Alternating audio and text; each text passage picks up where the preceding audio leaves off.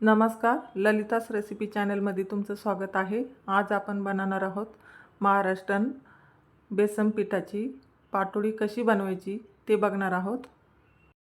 पाटोडी रेलणार नाही किंवा तुटणारही नाही अशी पाटोडी आपण बनवणार आहोत। त्यासाठी रस्सा भाजी कशी बनवायची तेही बघणार आहोत, तर व्हिडिओ संपूर्ण बघा। रस्सा भाजीसाठी इथं मी मध्यम आकाराचे 4 कांदे घेतलेले आहे। तर कांदे आपल्याला भाजून घ्यायचे आहे। जाळीवर ठेवून मी इथं कांदे भाजून घेत आहे। असे मधून जे कांदे चिरले तर आतमध्ये कांदे भाजले जातात।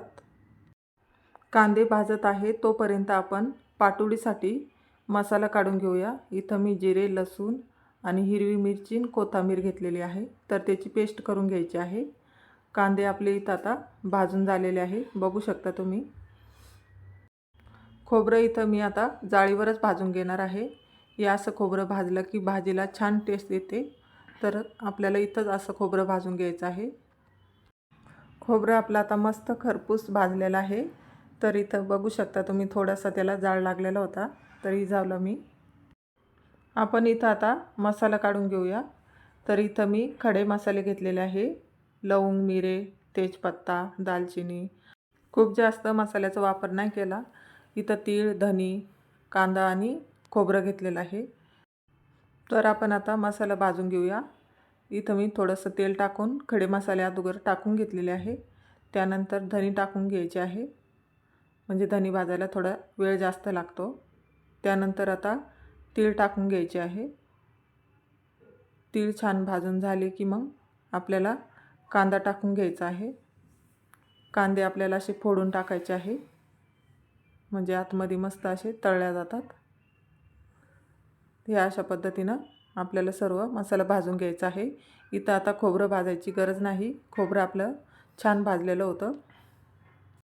सर्व मसाला आपला इथं आता तळून झालेला आहे, तर एका ताटामध्ये आपण काढून घेऊया। त्यानंतर आपल्याला इथं मी अद्रक, लसूण, कोथिंबीरची पेस्ट करून घेणार आहे।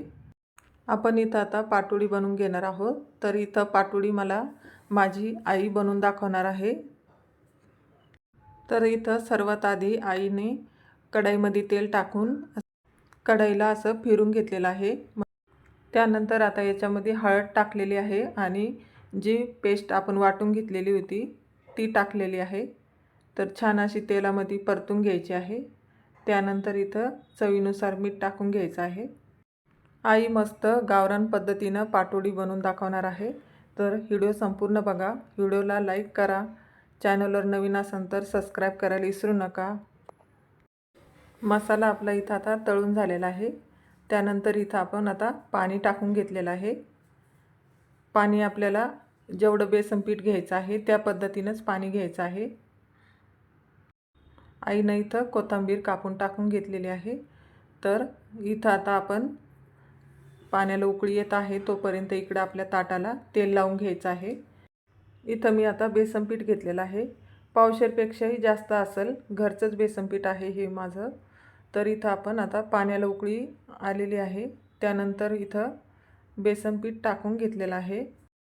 बेसन पीठ टाकल्यानंतर इथं लवकर असा हलवून घ्यायचा आहे, जेणेकरून आपल्या बेसन पिठामध्ये गिठ्या होणार नाही। ही प्रोसेस खूप अशी फास्ट करायची आहे। बघू शकता तुम्ही, आपल्या बेसन पिठामध्ये आता एकही गिठी राहिलेली नाही। तर इथं मी आईला मदत करत होते। वडीचं पीठ आपलं आता तयार झालेलं आहे। तर थोड्या वेळ आपण याच्यावर झाकण ठेवून घेऊया, 1 ते 2 मिनिटं। पीठ आपलं आता शिजून तयार झालेलं आहे। तर मी याच्या आधीच आईने काढून घेतलेलं होतं ताटामध्ये। तर हे पीठ आता आई असं थापून घेत आहे। गरम असल्यामुळे आईने पाणी लावून हे असं थापून घेतलेलं आहे, म्हणजे त्याला छान असा आकार पण येतो, जास्त असं खडबड दिसत नाही वड्या। तर इथं आता पाटोड्याचं पीठ हे आपलं थापून तयार झालेलं आहे। तर याला आपण आता सुकण्यासाठी 10 ते 15 मिनिटं ठेवून देऊया। आपण आता इथं पीठ शिजून घेतलं होतं, तर ते कढईमध्ये थोडं खाली लागलेलंच असतं। तर हे पाणी आपल्याला टाकून थोडंसं भिजत ठेवायचे आहे। तर ते पाणी आपल्याला पुढं वापरायचं आहे। पाटोडीची भाजी बनवण्यासाठी आपण इथं आता कढईमध्ये तेल टाकून घेतलेलं आहे आणि अद्रक, लसूण, कोथिंबीरची पेस्ट टाकून घेतलेली आहे। त्यानंतर इथं काळा मसाला टाकून घेतला। काळा मसाला इथं चांगला तेलामध्ये असा परतून घ्यायचा आहे। तेल सुटेपर्यंत आपण इथं शिजून घेतलेला आहे मसाला। इथं मी आता सुके मसाले टाकून घेतलेले आहे। तर इथं मी कांदा लसूण मसाला, काश्मीरी मिरची पावडर, हळद आणि घरचा मसाला आहे तो टाकून घेतला। आपण जे पाटोडीचं पीठ शिजून घेतलं होतं ते खाली लागलेलं असतं ना, तर त्याचं पाणी टाकून घेतलेलं आहे।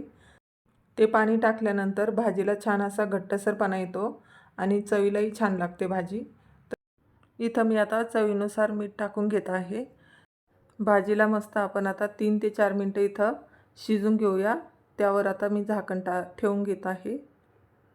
भाजी शिजत आहे तोपर्यंत आपण इकडं आता पाटोड्या कट करून घेऊया। छान असं पीठ सुकून झालेलं आहे। आईच्या पिठाच्या आता वड्या बनवून दाखवणार आहे। तर इथं हे जे कडाचं आहे ते सर्वात आधी काढून घेतलेलं आहे, म्हणजे आपल्या वड्या आकाराला छान होतील। तर आई छान अशा वड्या पाडत आहे। बघू शकता तुम्ही किती छान अशा अलगद निघत आहे, कुठेही चिटकलेल्या नाही किंवा तुटतही नाही आणि अशा रेलत पण नाही। तर एकदम परफेक्ट असं हे वडी बनून तयार झालेली आहे। तर इथं आता भाजी आपली 3 ते 4 मिनिटं शिजून घेतलेली आहे आणि त्यानंतर इथं मी आता कोथिंबीर टाकून घेत आहे। बघू शकता तुम्ही किती छान असा सुंदर कलर आलेला आहे भाजीला, मस्त असा घट्टसरपणा आलेला आहे। त्यानंतर आता या वड्या टाकून घ्यायच्या आहे। ज्याला काही आकार नसतो त्याच वड्या मी इथं टाकून घेतलेल्या आहे भाजीमध्ये। तर इथं सर्व वड्या आपल्या तयार झालेल्या आहेत। तर कशी वाटली आईच्या हातची पाटोडी कमेंटमध्ये नक्की सांगा। तर इथं आता आपली भाजी बनवून तयार झालेली आहे। तुम्ही सुद्धा ह्या पद्धतीनं बनवून बघा, खूप छान होते पाटोडी।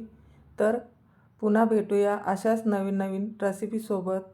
तर व्हिडिओ संपूर्ण बघितल्याबद्दल धन्यवाद।